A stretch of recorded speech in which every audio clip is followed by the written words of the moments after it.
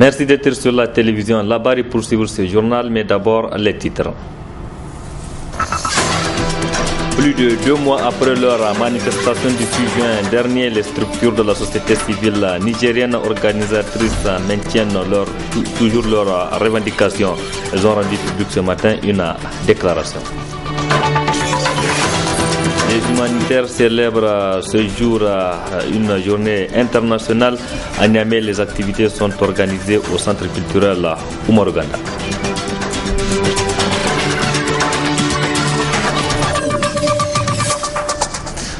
Mercredi 19 août 2015, mesdames et messieurs, bonsoir et bienvenue à tous. Je le disais dans les titres, les organisations de la société civile nigérienne, organisatrices de la manifestation pacifique du 6 juin dernier, ont rendu public ce matin une déclaration. Dans celle-ci, les structures sont revenues sur les différentes revendications posées lors de la manifestation pacifique. Les préparatifs des élections de 2016 ont été également évoqués dans cette déclaration que nous résument Assoumana China et Chebou Guissou. Les organisations de la société civile organisatrices de la marche du 6 juin dernier ne sont pas contentes de la suite réservée aux revendications ayant motivé cette manifestation. Par cette déclaration, ces organisations reviennent sur les mêmes points, plus un autre relatif aux élections de 2016. Les organisations signataires de la présente déclaration exigent l'abrogation de la loi scélérate et inopportune portant le nombre de députés de 113 à 171. Cette loi qui n'est ni plus ni moins qu'une spoliation du peuple nigérien exige l'ouverture d'un dialogue national permettant de dégager un consensus pour l'organisation des prochaines élections dans des conditions de transparence totale. Exige du gouvernement le retrait pur et simple des mains du groupe Bolloré, des magasins sous douane et la révision du contrat totalement déséquilibré signé le 16 juillet 2015 avec la compagnie Areva. Les organisations signataires de la présente déclaration lancent un appel solennel à toutes les forces soucieuses de la sauvegarde de l'intérêt du peuple nigérien pour qu'elles se mobilisent autour de ces revendications. Ces organisations de la société civile n'excluent pas l'organisation d'autres marches pour faire aboutir leurs revendications. Les pays du monde entier célèbrent ce 19 août 2015 la journée de l'aide humanitaire. Cette 6e édition est célébrée sous le thème « Créons un monde plus humanité ou plus humain ». À Niamey, c'est le centre culturel Oumar Ganda CCOG qui a servi de cadre pour les activités. Le compte rendu avec Nafisa Zakou et Khalidou Bourema. Créons un monde plus humain, c'est le thème de la 6e édition de la Journée mondiale de l'aide humanitaire célébrée ce 19 août. Occasion pour le coordonnateur humanitaire par intérim de revenir sur le choix de cette date pour célébrer cette journée. Cette année, de nombreuses cérémonies commémoratives vont se dérouler à travers le monde pour rendre aussi hommage aux dizaines d'autres travailleurs humanitaires qui sont malheureusement morts dans les années qui ont suivi en tentant de porter secours aux plus vulnérables. En 15 ans, plus de 3000 travailleurs humanitaires ont été tués, blessés ou enlevés à travers la planète. En Afrique de l'Ouest et du Centre, les attaques à l'encontre des staffs humanitaires sont en constante augmentation. En 2000, on dénombrait 11 humanitaires victimes d'attaques contre 52 en 2014. En 15 ans, plus de 383 travailleurs humanitaires ont été tués, blessés ou enlevés dans notre région, ce qui représente plus de 10% du tribut mondial. Le représentant des ONG internationales et celui des donateurs ont tour à tour réaffirmé leur engagement à accompagner les autorités et les partenaires techniques et financiers du Niger dans leur action humanitaire.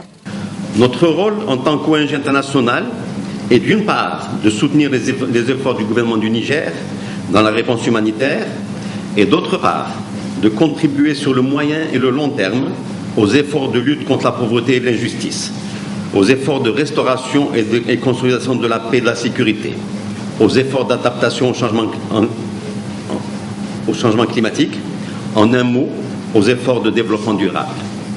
La contribution des partenaires techniques et financiers pour le Niger pour ces 5 dernières années tourne en moyenne autour de 350 millions de dollars américains, selon le service de suivi financier.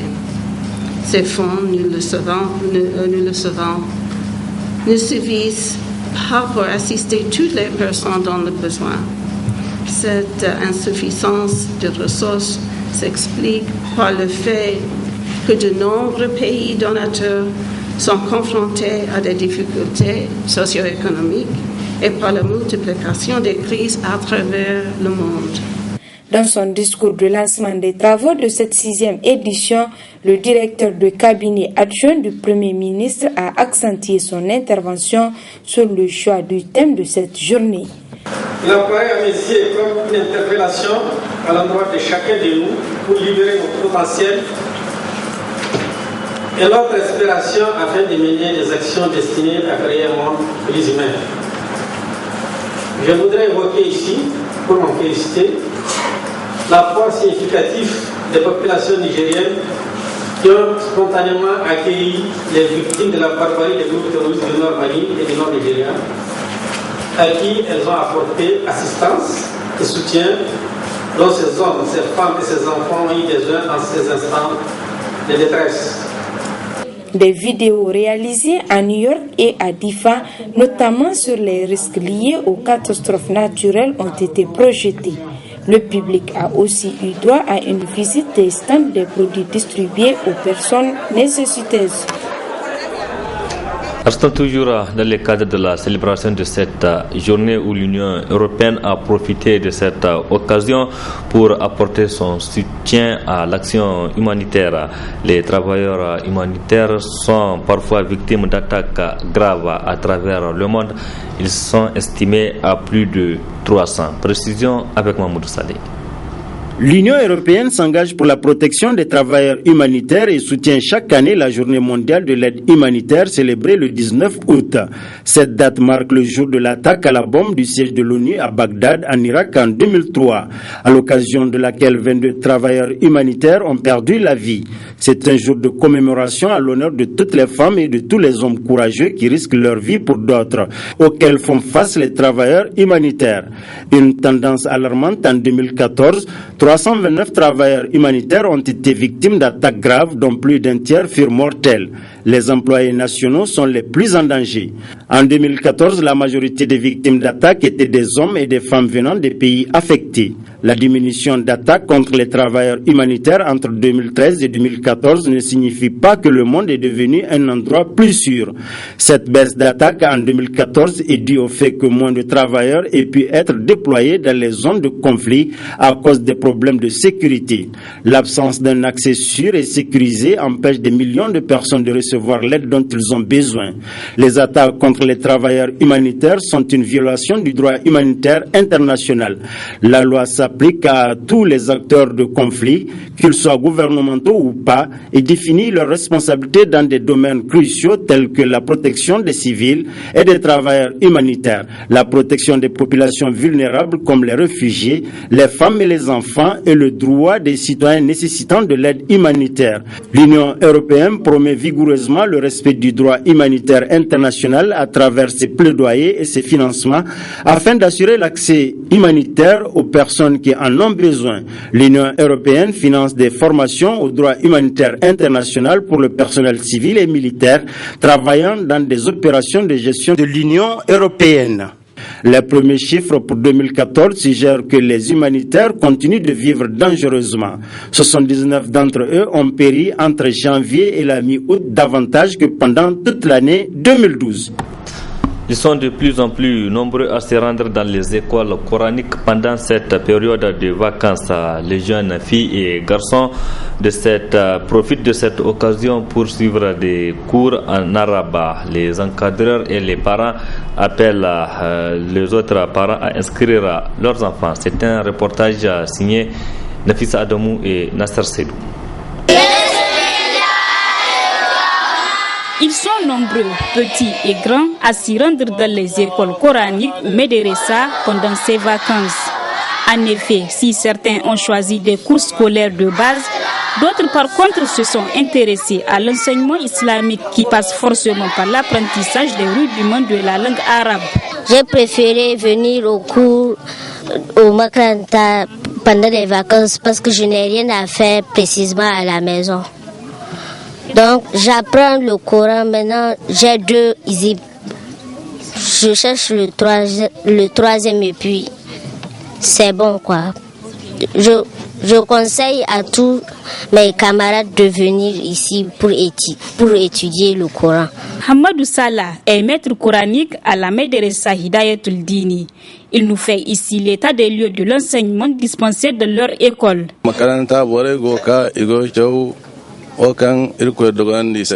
sorgi cho witar kalam ko to dizar haradin bore muzumbo afo maka lokcho den kalam ko midi Qur'an no wona chono bano kul. Pendant ces vacances, les enfants prennent d'assaut nos écoles coraniques. Au niveau de notre médersa, nous ouvrons de 8h à 11h les matins et le soir de 15h à 16h.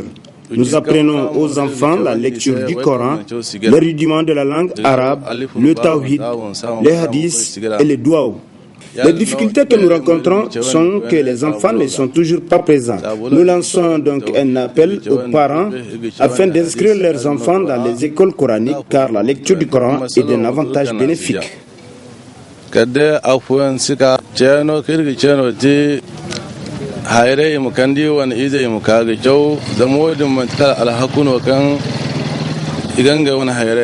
Les écoles coraniques jouent un rôle important dans la lutte contre l'analphabétisme et la promotion de la culture islamique, d'où l'intérêt des parents à y inscrire leurs enfants. En tant que parent d'élèves, je dis que c'est une bonne initiative d'amener les enfants à l'école coranique. Particulièrement moi, là où je suis, mes enfants, sans les vacances, ils viennent à l'école coranique, par exemple, les samedis, les dimanches et le mercredi soir. Et c'est un avantage.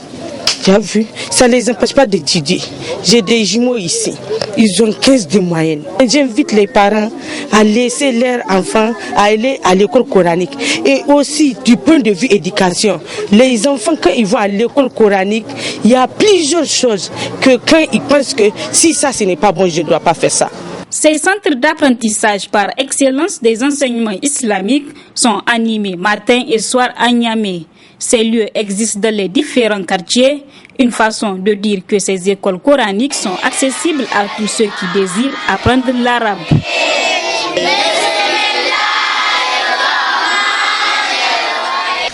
Et oui, du sport dans ce journal, le coup d'envoi de la 4e édition du tournoi de grandes vacances TGV périurbain du 1er arrondissement communal de Niamey a été donné cet après-midi au CG de Lossogungu. Un tournoi organisé par le 10 arrondissement et qui regroupe 9 villages, à savoir Goudel, Yantala, Lossogungu, Kosei, Gabogora, Tondibia, Tondukare, Sadoure et Gabou Banda. De résumer avec Adam Soumana et Ibrahim Abdou.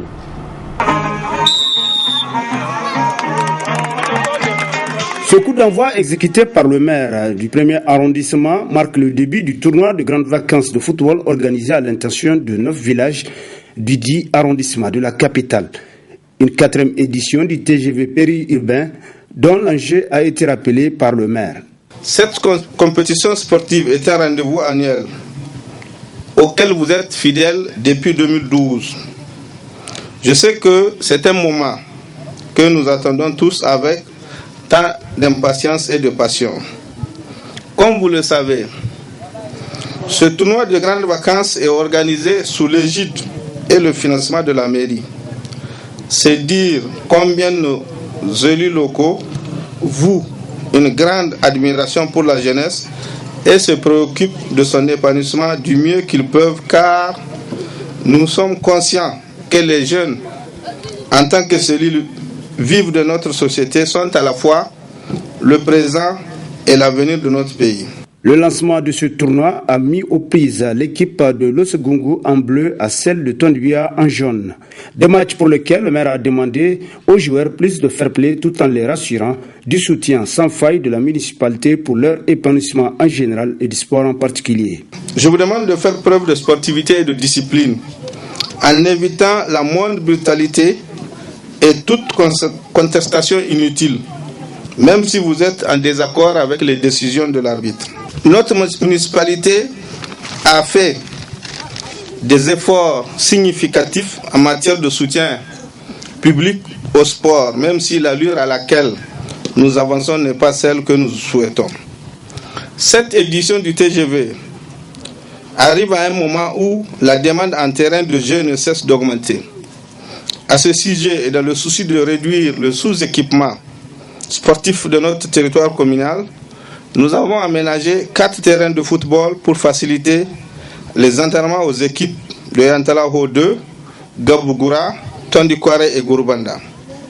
Nous comptons maintenir ce élan en fonction de nos possibilités, car nous sommes conscients que la disponibilité de terrain est un préalable essentiel au développement de la pratique sportive. Les compétitions se poursuivront jusqu'au 30 août prochain entre les 9 équipes afin de décrocher la Coupe du Maire.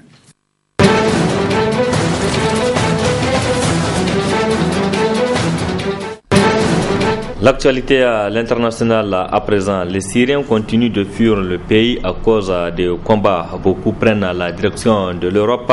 En Grèce, par exemple, quelques 2600 réfugiés ont quitté l'île de Kos, une île qui continue à enregistrer des migrants. Suivez plutôt. Ils arrivent par centaines chaque matin sur cette plage. Située à seulement 5 km de la Turquie, l'île de Kos en Grèce est un point de passage pour des milliers de migrants. Certains d'entre eux ont fui les violences en Syrie. Ça a été un voyage difficile et dangereux. Mais on n'a pas vraiment le choix.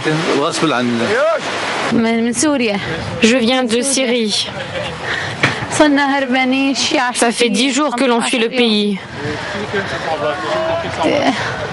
On est très fatigués. Très fatigués.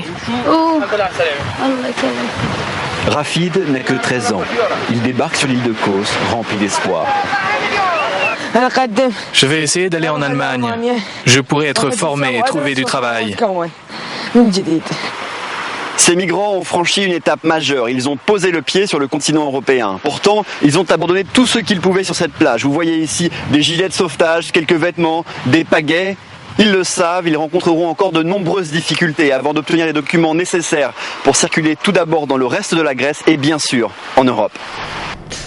3 jours après le crash d'un avion en Indonésie, les secouristes ont commencé à évacuer les premiers corps du crash de l'ART de la compagnie Piriana Air. 54 personnes étaient à bord de l'appareil. L'opération va prendre encore du temps car le lieu de l'accident est une zone difficile d'accès. Ces corps qui arrivent sur le tarmac de l'aéroport de Jayapura en Papouasie n'ont pas encore été identifiés. Un numéro leur a donc été attribué. Sur les 54 victimes de la catastrophe aérienne de Trigana Air, 17 ont pu être rapatriés. Ces ambulances les emmènent à la morgue d'Oxyville, quelques kilomètres plus loin, pour que les médecins puissent les identifier. Un travail qui s'annonce délicat, les corps étant pour la plupart abîmés ou partiellement brûlés. À la morgue, les familles attendent de pouvoir récupérer celui ou celle qu'elles ont perdu. Les victimes qui devaient être évacuées de la jungle par hélicoptère sont finalement transportées à pied. Les mauvaises conditions météo ont obligé les équipes d'intervention, aidées par des villageois, à emprunter les voies terrestres pour rejoindre la zone du crash et celle de la morgue. Les autorités ont demandé aux secouristes de collecter un maximum de pièces de l'avion. Les quelques 6 milliards de roupies, 420 000 euros, ont été retrouvés partiellement brûlés dans leur sac. Désormais, les enquêteurs vont devoir étudier les boîtes noires pour comprendre ce qui a causé le crash de l'ATR-42. ATR étant une filiale d'Airbus, 3 enquêteurs français du BEA sont attendus à Jakarta pour prêter main forte aux experts indonésiens du NTSC, le Comité national de sécurité des transports. Direction États-Unis à présent. En Californie, les soldats vont désormais aider les pompiers pour la première fois. L'armée est appelée en renfort pour lutter contre les incendies. Environ 12 000 pompiers sont mobilisés pour faire face à une vingtaine de feux qui touchent cette région de l'Ouest américain. Plus de 800 km² sont déjà partis en fumée. La Californie est ravagée par les flammes. Depuis le début du mois d'août, les pompiers font face à des dizaines d'incendies. L'armée est mobilisée. Au bout du câble, un énorme réservoir tracté, une fois n'est pas coutume, par un hélicoptère de l'armée de l'air. Une Une fois des tonnes d'eau déversées, il recommence. Ici, dans les terres, la température est de plus de 40 degrés et l'humidité de moins de 10%, des conditions de sécheresse pour la 4e année consécutive. En Californie, 12 000 pompiers sont mobilisés.